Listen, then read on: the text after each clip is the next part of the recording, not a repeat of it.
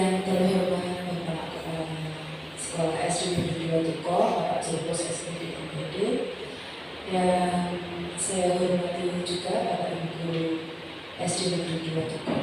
Terima kasih untuk waktunya. Untuk kesempatan pada siang hari ini, saya ingin menyampaikan tentang budaya positif, di mana saya mempelajari di modul 1.4, di mana untuk membuat kesepakatan kita dapat mengimplementasikan budaya positif di sini ya. Tugas saya di sini untuk menyampaikan kepada Bapak Ibu guru semua tentang penyebaran pemahaman dan penerapan pengalaman budaya positif.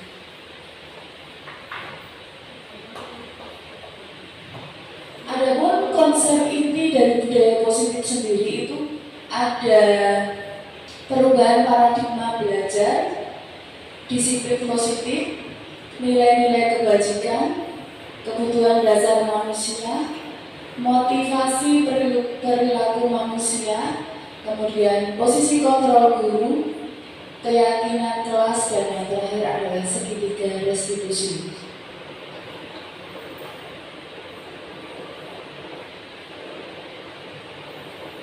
Untuk pembelajaran dengan paradigma baru, yaitu pembelajaran yang dirancang berdasarkan prinsip pembelajaran berdiferensiasi, sehingga para peserta didik belajar sesuai dengan kebutuhannya, berdasarkan tahap perkembangan sesuai teori psikologi modern untuk mewujudkan profil pelajar Pancasila.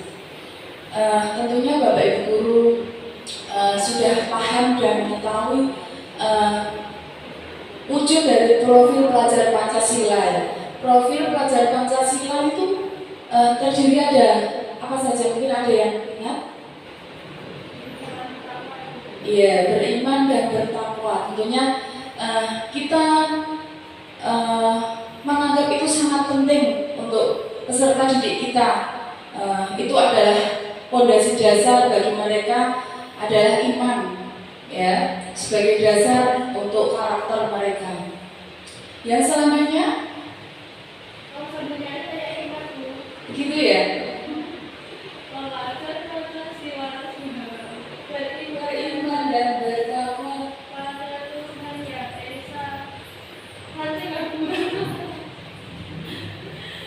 Iya, ya tentunya kita untuk mewujudkan profil pelajar Pancasila tersebut ya. Bagaimana? Oh gitu, Mbak Sofi mau nyanyi? Oh iya.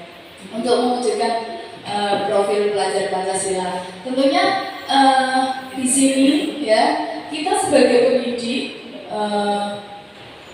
perlu mengadakan perubahan untuk mendidik peserta didik supaya kebutuhannya peserta didik atau murid itu dapat tercukupi. Kalau dulu mungkin kita lebih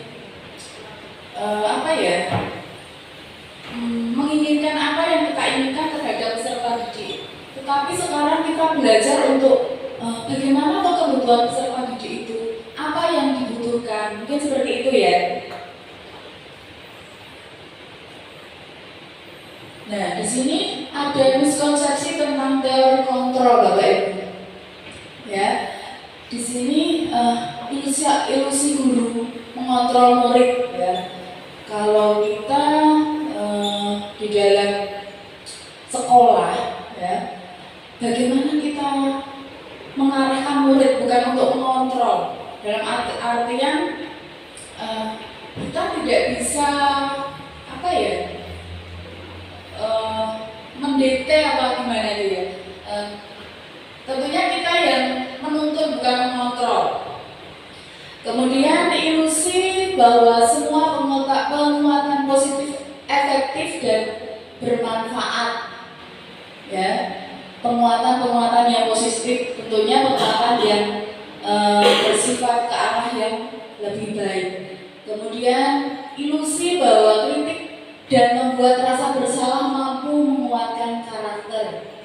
Kemudian ilusi bahwa orang dewasa berhak memaksa. Nah, di sini yang perlu kita ketahui semua ya, bahwa peserta didik itu tidak bisa dipaksa, Bapak Ibu. Ya, kita hanya bisa menuntun.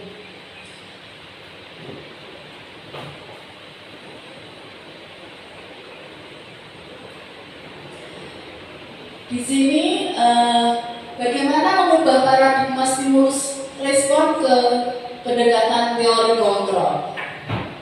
Di sini realita atau kebutuhan kita itu sama, itu menurut stimulus respon. Tapi kalau secara teori kontrol, realita atau kebutuhan kita itu berbeda, ya. Setiap orang itu mempunyai kebutuhan yang tidak sama. Jadi kita dapat merubah dari realitas kebutuhan yang dianggap sama secara teori kontrol itu kebutuhan tidak sama atau berbeda. Kemudian yang kedua, semua orang melihat hal yang sama itu secara stimulus respon. Kemudian untuk teori kontrol, setiap orang itu melihat gambaran yang berbeda, cara melihat, cara pandang yang berbeda. Kemudian untuk stimulus respon yang ketiga, kita mencoba mengubah orang agar berpandangan sama dengan kita.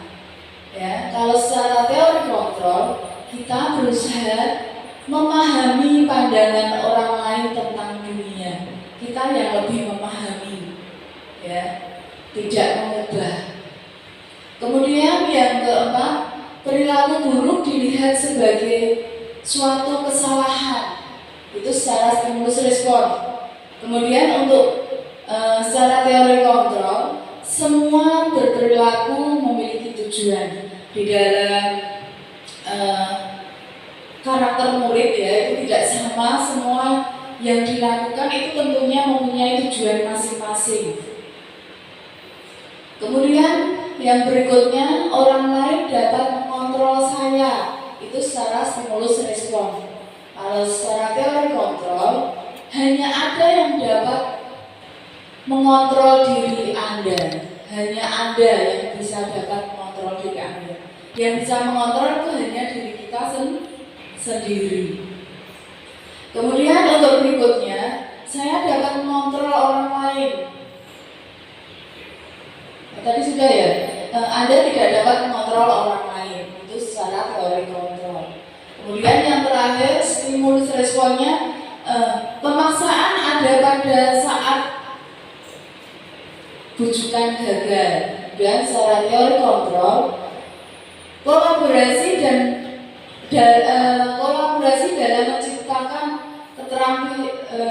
menciptakan menciptakan pilihan-pilihan baru.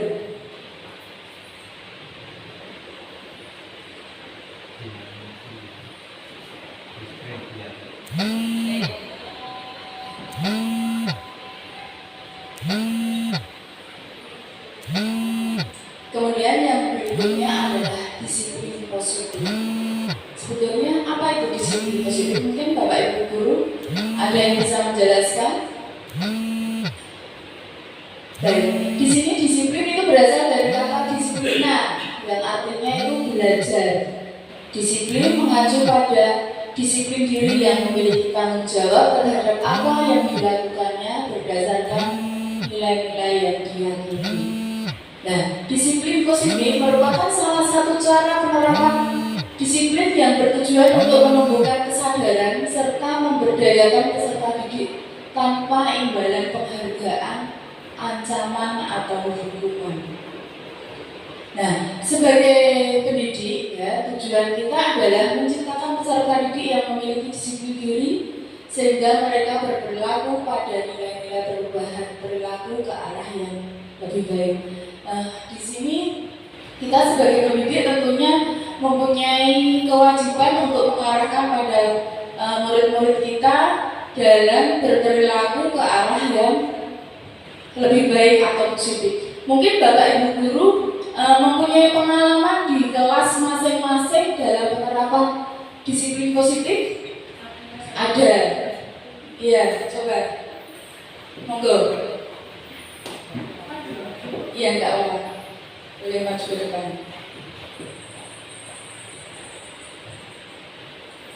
Baik, Bapak Ibu, saya akan berbagi pengalaman mengenai disiplin positif di kelas saya. Jadi saya mengajar di kelas 4. Di kelas 4 ini sebelum saya arahkan untuk menjadi siswa yang disiplin, mereka itu begini. Ketika masuk sekolah di pagi hari, mereka itu masih medis, pakainya masih rapi, rambutnya rapi, masih pakai sepatu. Ketika jam istirahat, mereka kan suka main bola, main pasaran kayak gitu ya, sepatu.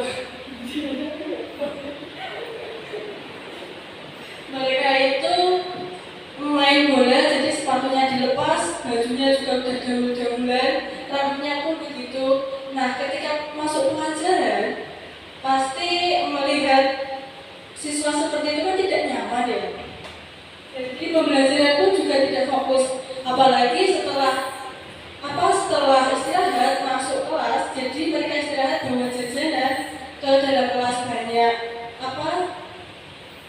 bungkus jajanan yang dibuka berserakan, lalu sama-sama juga berserakan. Ini membuat pembelajaran tidak nyaman. Maka dari itu saya mengarahkan mereka untuk membersihkan kelas terlebih dahulu agar pembelajaran menjadi nyaman dan untuk menerapkan sikap disiplin. Jadi saya meminta mereka untuk berjanji ketika jam istirahat mereka boleh sepatunya dilepas untuk bermain bola. Tapi ketika sudah memasuki jam pelajaran masuk, saya meminta mereka untuk memakai sepatu kembali dan bersihkan kaki.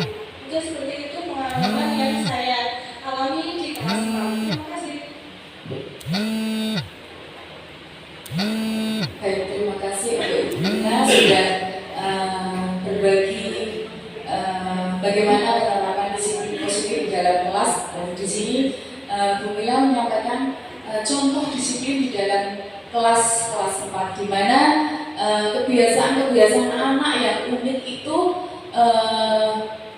membuat kita sebagai pendidik berkreasi, berpikir bagaimana caranya supaya anak-anak ini dapat berkembang dan bertumbuh sehingga mereka mempunyai disiplin positif. Dan tadi sudah disampaikan pada Bu Mila bahwasanya di kelas 4 itu terbiasa kalau pagi berpenampilan rapi, setelah istirahat, bermain dan sebagainya, masuk kelas kembali dengan keadaan yang berbeda. Itu tentunya membuat kita bagaimana cara anak-anak ini tetap berpenampilan rapi dan kondisi kelas tetap nyaman untuk dipakai belajar. Itu termasuk hal yang perlu kita tingkatkan, hal yang perlu kita sampaikan pada peserta didik kita supaya kedepannya bisa menerapkan disiplin positif yang lebih baik. Baik, terima kasih. Untuk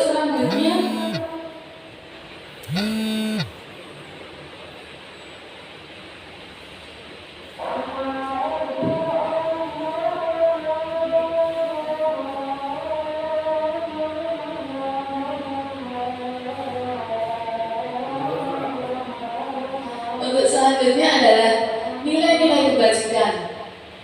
Nilai yang disepakati bersama terlepas dari suku, bangsa, agama, bahasa maupun latar belakangnya. Contoh nilai kebajikan institusi atau organisasi adalah profil pelajar Pancasila, yaitu beriman, bertakwa kepada Tuhan Yang Maha Esa dan berakhlak mulia, berkebinekaan global, gotong royong, mandiri, kreatif dan bernakal kritis. Kemudian untuk keterampilan hidup atau life skill, dapat dipercaya, lurus hati atau jujur, ya, pendengar aktif dalam artian anak mendengarkan hal-hal yang baik secara aktif, ya, tidak merendahkan orang lain, tentunya menghargai, ya, dan juga memberikan yang terbaik buat diri sendiri.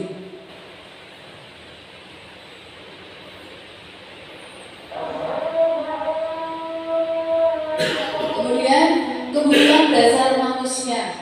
Setiap manusia itu mempunyai kebutuhan. Di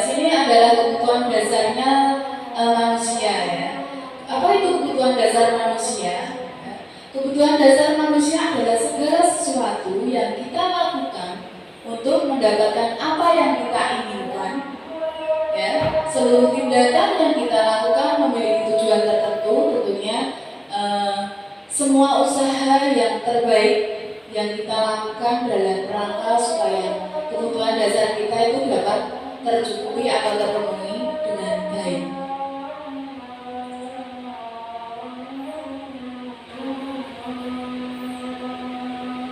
Di sini ada 5 kebutuhan dasar manusia.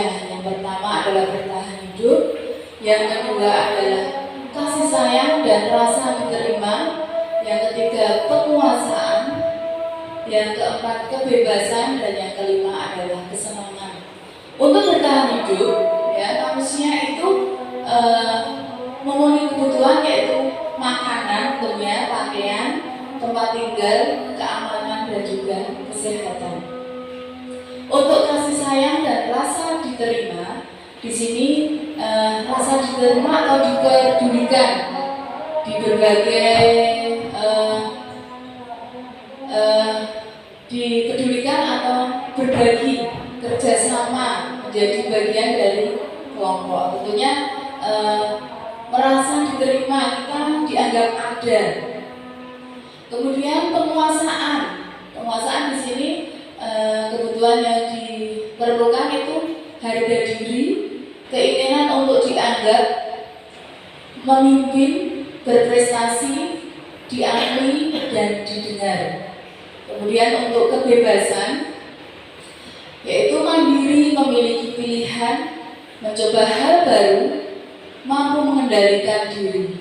Untuk yang terakhir, kesenangan, yaitu bermain, antusiasme, humor. Intinya hal-hal yang membuat kita senang, ya.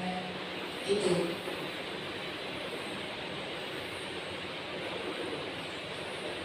Kemudian berikutnya adalah motivasi perilaku manusia. Nah, di sini untuk motivasi perilaku manusia itu ada 2, yaitu ekstrinsik dan intrinsik. Untuk motivasi ekstrinsik sendiri itu untuk menghindari ketidaknyamanan atau hukuman, dan juga untuk mendapatkan imbalan atau penghargaan dari orang lain.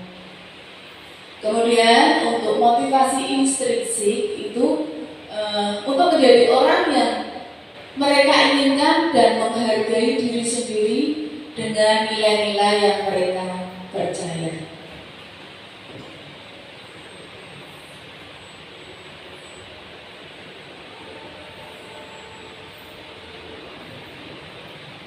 Untuk kita bisa membedakan apa itu termasuk hukuman atau konsekuensi atau restitusi, di sini kita akan pahami bersama-sama bahwasanya itu hukuman itu tidak terencana, ya. Biasanya itu datang tiba-tiba karena kita melakukan suatu kesalahan. Kemudian murid tidak tahu apa yang akan terjadi atau tidak dilibatkan. Biasanya hukuman itu yang bersangkutan atau yang melakukan kesalahan, biasanya murid itu tidak tahu hukuman apa yang akan diberikan. Kemudian bersifat satu arah. Biasanya yang menentukan itu kita sebagai pendidik. Murid tidak dilibatkan. Kemudian berupa hukuman fisik atau psikis. Untuk konsekuensi sendiri itu biasanya terencana atau disepakati sesuai aturan, ya. Biasanya ada kesepakatan dulu. Jika kamu melakukan hal ini, maka kamu akan seperti ini, begitu biasanya. Terus murid tetap dibuat tidak nyaman. Walaupun demikian, biasanya murid mempunyai ketidaknyamanan. Dan sikap guru selalu memonitor pada murid. Untuk yang restitusi sendiri itu progres menciptakan kondisi bagi murid untuk memperbaiki kesalahan. Kemudian proses pola kolaboratif yang mengajarkan murid untuk mencari solusi sendiri. Biasanya murid diberi kesempatan untuk mencari bagaimana tindak lanjut untuk permasalahan ini. Gitu.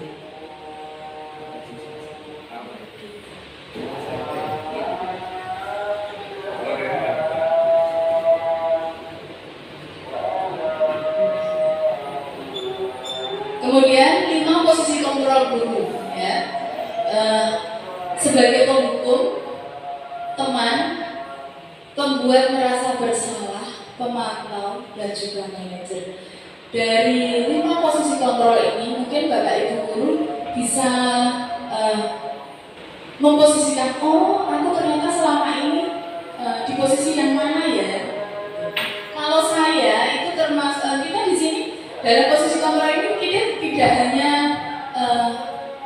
menjadi satu, tapi bisa 2, bisa 3. Kalau saya itu di posisi penghukum, teman, dan juga pembuat merasa bersalah. Mungkin Bapak Ibu guru punya pengalaman atau merasa di posisi yang mana?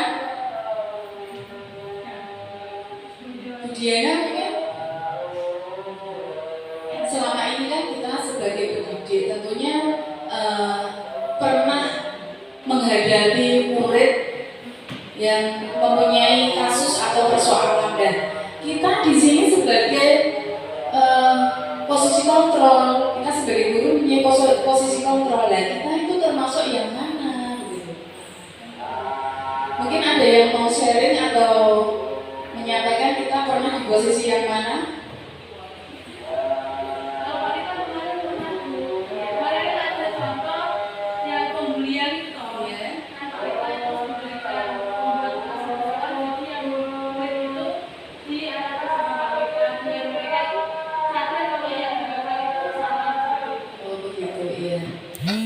Ya, kita sebagai pendidik bagaimana? Ya, kita sebagai pendidik itu bisa di posisi di mana saja, ya. Bisa di penghukum, teman, pembuat merasa bersalah, atau dan di sini contoh penerapan 5 posisi kontrol guru. Di sini saya akan memaparkan satu kasus, ya. Dan di sini nanti akan ada penyelesaian itu termasuk kita di posisi yang mana begitu. Ini contoh penerapan 5 posisi kontrol guru, yaitu kasusnya siswa tidak memakai atribut lengkap saat upacara bendera. Di sini hormat pada bendera selama 1 jam, itu termasuk posisi kontrol penghukum.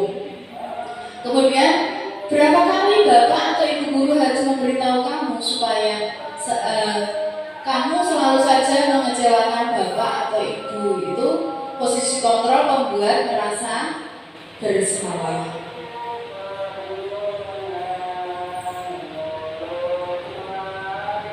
Dengan kasus yang sama, kalau di sini ya, ayo dong ikuti aturan sekolah.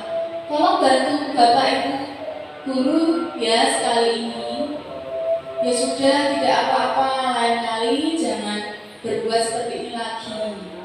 Ini termasuk posisi kontrol sebagai teman. Karena kalau teman biasanya kan mengajak, ayo dong, kan biasanya teman. Kemudian kamu sudah melanggar peraturan sekolah. Kamu tahu konsekuensinya. Setelah upacara kamu beli atributnya dan jangan diulang lagi. Ini termasuk posisi kontrol pemantau.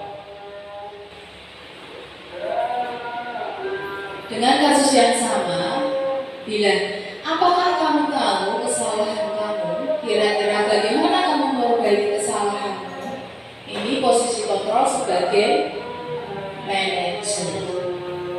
Sebetulnya kita sebagai pendidik ya, terutama saya setelah mempelajari modul ini, saya merasa banyak sekali penyesalan, di mana sebelum saya mempelajari modul ini saya merasa hukuman atau penghukum adalah posisi kontrol yang tepat untuk anak-anak. Tapi setelah saya belajar di sini, menurut saya itu hukum itu bukan hal yang tepat untuk anak-anak di saat sekarang ini.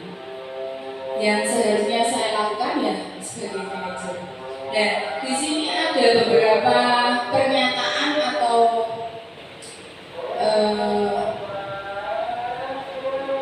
yang mungkin nanti kita dapat sama-sama posisi kontrol apa ya itu gitu ya. Di sini ada pernyataan, saya kecewa sekali dengan kamu. Itu termasuk posisi kontrol apa Bapak Ibu?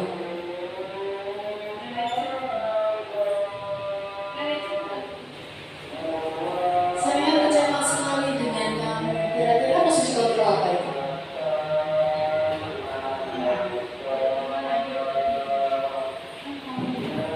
Saya kecewa sekali dengan kamu. Manajer apa merasa bersalah? Dinaikkan lagi slide-nya, Bu. Gimana? Dinaikkan lagi slide-nya. Maksudnya slide sebelumnya kan belum. Oh iya. Jangkauan. Jembaran ya. Jadi membuat rasa bersalah. Iya. Membuat merasa bersalah. Yang kedua, kamu tidak pernah benar melakukannya. Ini posisi kontrol. Menurut Bapak Ibu. Dinaikkan lagi. Oh, dia contekan ya. Ini menghukum, membuat merasa bersalah. Ini teman, ini pemantau, ini manajer.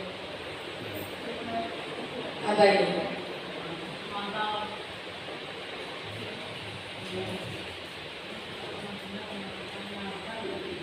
Kamu tidak pernah benar melakukannya. Manajer apa pemantau?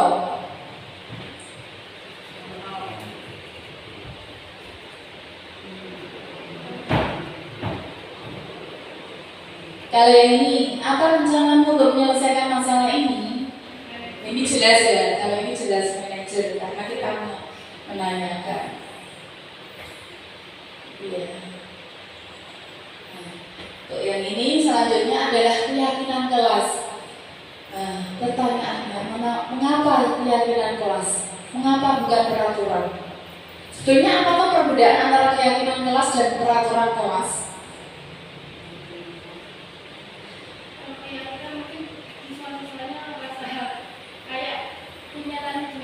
Dilibatkan gitu ya.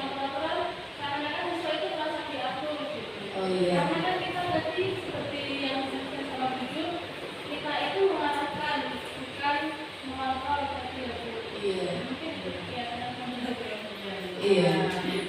Iya, tepuk tangan buat dunia. Ya, memang benar. Keyakinan kelas itu dibuat bersama-sama, ya, disepakati bersama-sama, dan itu sesuai dengan apa yang dipikirkan, apa yang dirasakan oleh murid. Sedangkan peraturan itu dibuat untuk dipatuhi, ya, jadi berbeda. Nah, di sini pembentukan keyakinan kelas itu bersifat abstrak, berupa pertanyaan universal, dibuat dalam pertanyaan positif. Biasanya kalau keyakinan kelas itu tidak boleh begini, jangan buang sampah sembarangan, itu tidak boleh, ya, karena harus pernyataan positif. Jangan buang sampah sembarangan, tidak boleh, tapi buanglah sampah pada tempatnya, atau jagalah kebersihan. Kemudian sedikit saja supaya mudah diingat. Biasanya kata-katanya tidak panjang, sedikit supaya anak-anak lebih mudah untuk mengingat. Dan disesuaikan dengan kondisi kelas, ya.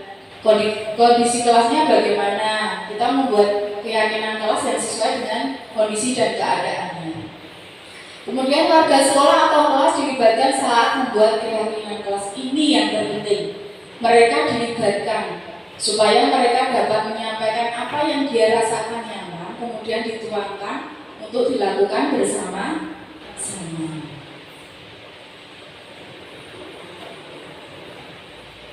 Kemudian restitusi, segitiga restitusi ya. Segitiga restitusi itu suatu proses dialog yang dijalankan oleh guru agar dapat menghasilkan murid yang mandiri dan bertanggung jawab. Di sini tahapan segitiga restitusi itu ada validasi tindakan yang salah, kemudian menstabilitaskan identitas, kemudian menanyakan keyakinan. Itu tahapan dari segitiga restitusi. Nah, apa itu menstabilkan identitas ya? Berdasarkan prinsip membuat kesalahan ya adalah bagian dari proses pembelajaran, di mana membuat salah itu wajar. Tidak ada manusia yang sempurna. Bapak atau ibu guru tidak mau mencari siapa yang salah, tetapi hanya ingin mencari solusi dari permasalahan ini. Kemudian kamu berhak merasa begitu.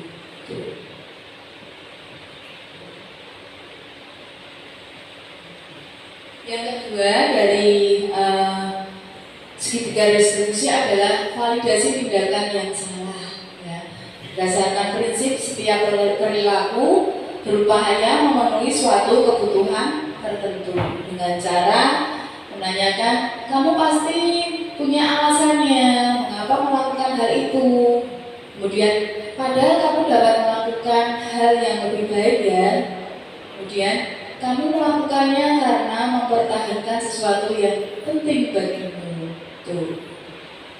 Kemudian yang ketiga dari restitusi adalah menanyakan keyakinan. Di sini berdasarkan prinsip teori kontrol bahwa pada dasarnya kita itu termotivasi secara intrinsik. Dengan cara kita bisa menanyakan apa keyakinan kelas kita, kemudian nilai-nilai apa yang salah, yang telah disepakati bersama, seperti apa gambaran kelas yang ideal menurutmu, kamu mau menjadi orang yang seperti apa, gitu.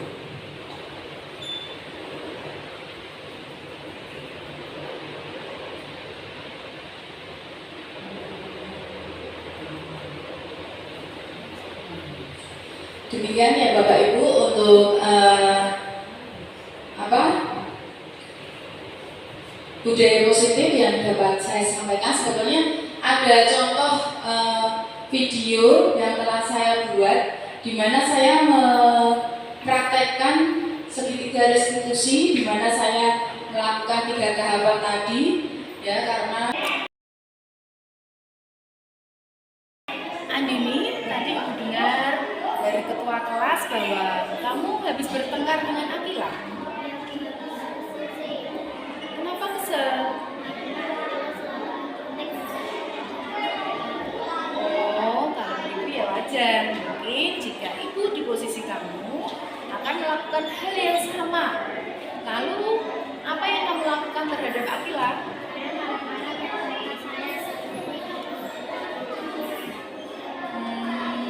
Begitu. Pasti kamu melakukan itu ada alasannya.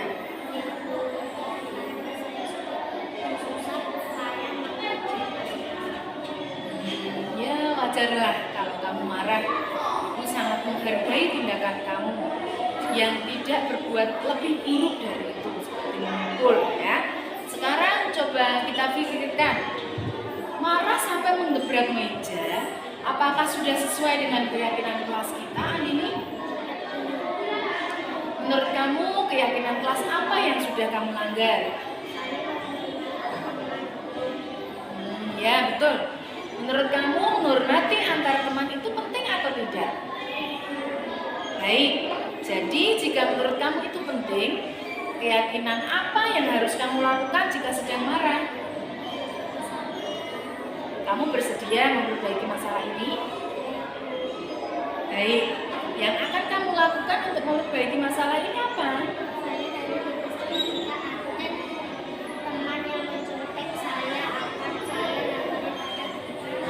Ya, tepat sekali tindakan kamu, Andi. Semangat ya. Nah, sekarang kamu bisa kembali ke kelas kamu, ya. Ya.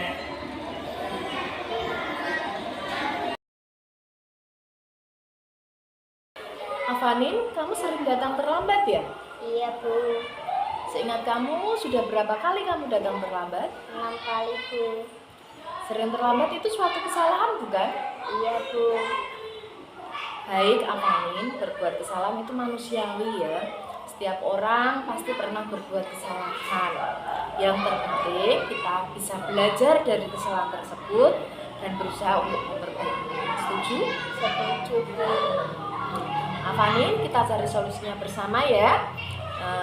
Avanin datang terlambat pasti punya alasannya. Kenapa Avanin sering datang terlambat? Karena saya sering begadang main HP. Kamu tahu keyakinan kelas yang sudah kita sepakati? Kalau terlambat datang sekolah sesuai dengan keyakinan kelas tidak? Tidak Bu. Menurut kamu, keyakinan kelas apa yang sudah kamu langgar? Disiplin Bu. Menurut kamu, disiplin itu penting tidak? Penting Bu, supaya kita bisa menghargai waktu. Betul, menghargai waktu itu penting Avanin, supaya kita dapat menghargai orang lain dan pekerjaan tidak menjadi menumpuk. Maaf Bu, saya menyesal. Ya, sikap yang sudah baik dengan meminta maaf ya. Menurut kamu, apa yang akan kamu lakukan supaya kamu tidak datang terlambat lagi? Saya akan tidur lebih awal dan tidak sering mainan HP. Baik Avanin, kamu sudah menemukan solusinya dan ibu nanti akan bekerja sama dengan orang tua kamu ya, supaya tidak datang terlambat ke sekolah lagi. Sekarang kamu boleh kembali ke kelas ya. Bu.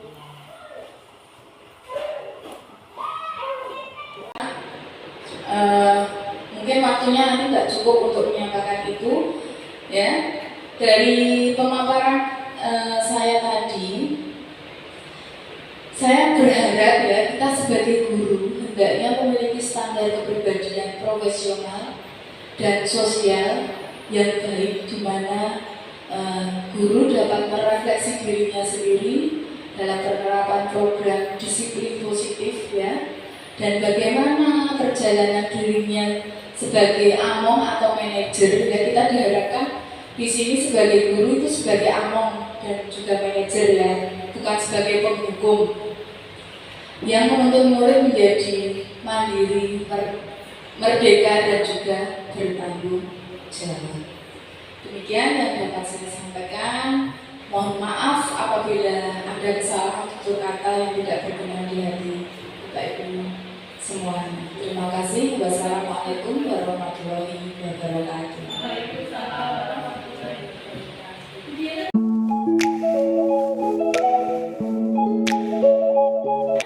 Assalamualaikum warahmatullahi wabarakatuh.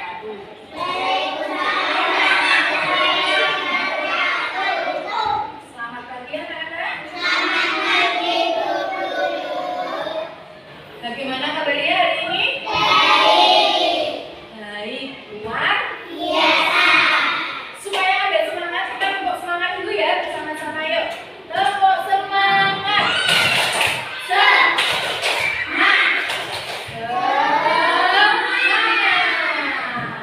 Oke. Harus ada semangat untuk mengawali aktivitas ya, di dalam hidup ya, di dalam kehidupan kita harus ada semangat, harus ada motivasi supaya kita menjalankan hari-hari ini lebih semangat ya. Bagaimana caranya? Kita harus selalu berpikir positif. Untuk kelas 1 ini ya, kita bersama-sama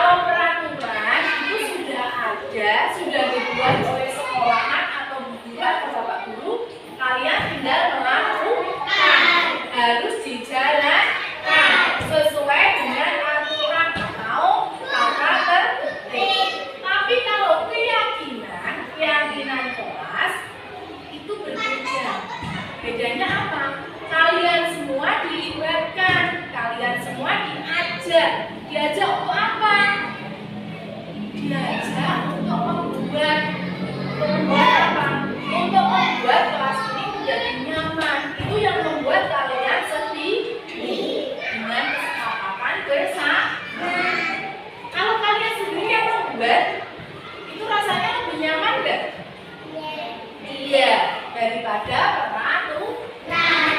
Kalau keyakinan kelas kan kita sendiri yang buat, kita sendiri yang berpikir, kita sendiri yang mempunyai angan-angan, kita sendiri yang mempunyai keinginan supaya kelas ini menjadi enak, nyaman untuk belajar. Jadi kalau sudah dari diri sendiri itu biasanya lebih enak untuk dilakukan daripada peraturan. Kalau peraturan tentunya kalian cenderungnya lebih seperti ini. Males, kok kayak ngono, kok kayak gitu. Kalau keyakinan itu mas, kan kalian sendiri yang membuat, ya kan? Biasanya kalau kita sendiri yang membuat itu lebih apa ya? Lebih asik, ya. Suka yang asik apa suka yang nggak asik? Asik. Nah, kalau asik ya, kita harus membuat keyakinan kelas juga yang asik, yang membuat kalian nyaman. Oke? Sampai di sini paham apa itu keyakinan kelas? Nah, di dalam keyakinan kelas itu tidak boleh dikatakan contoh ya, nanti dalam membuat keyakinan kelas, contohnya kalian ingin membuat kelas ini menjadi bersih, tapi jangan kalian menulis jangan membuang sampah sembarangan, itu tidak boleh. Contohnya kalau itu jagalah kebersihan. Terus contoh lagi, tidak boleh mencontek, itu juga tidak boleh. Seharusnya apa? Jujur, apa? Pokoknya jangan menggunakan kata-kata jangan, ya. Ye? Paham ya? Paham? Untuk membuat keyakinan kelas, nanti Jujur akan membagikan ini. Jujur akan membagikan kertas ini. Nanti kalian, ya, kalian menuliskan di sini sesuai apa yang kalian yakini, ya, sesuai apa yang kalian yakini. Nanti ditulis di kertas ini. Tidak usah banyak-banyak, satu saja. Nanti kalau sudah ditulis, ya, kalian sudah menuliskan, bisa menempelkan ke sini ya.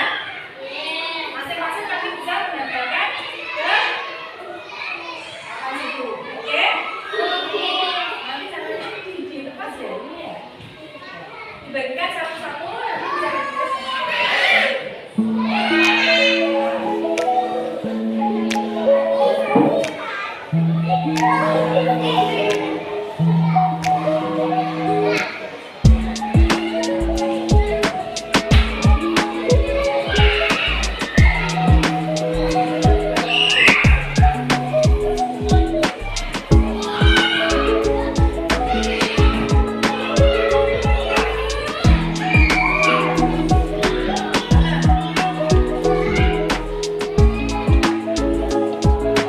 Ya, ditulis